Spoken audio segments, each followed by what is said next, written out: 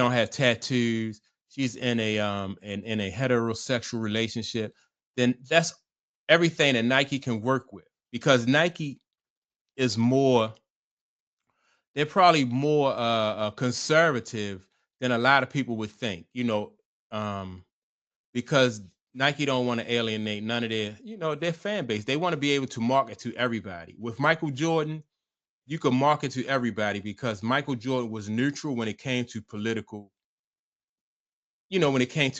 issues. And he kept quiet on a lot of and he took flack for that.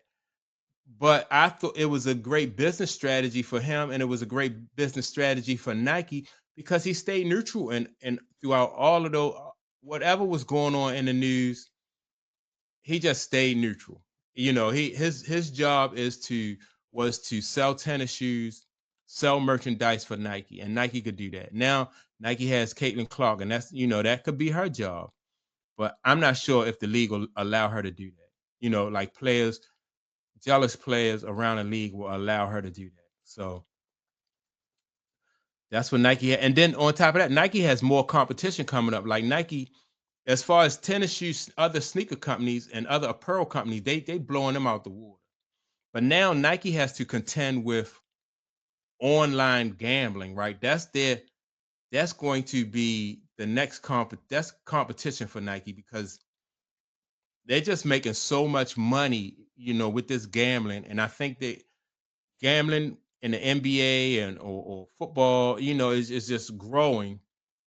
And I think they're going to catch Nike as far as like how much they make, every year. So I think that's something that's on Nike's mind too. Nike want to be able to continue to make money and not lose money to gambling. So we'll see how that work out though. I'm gonna look into that some more. Like they Nike right now don't have competition far as Under Armour, Adidas. I think their competition is the online gambling houses.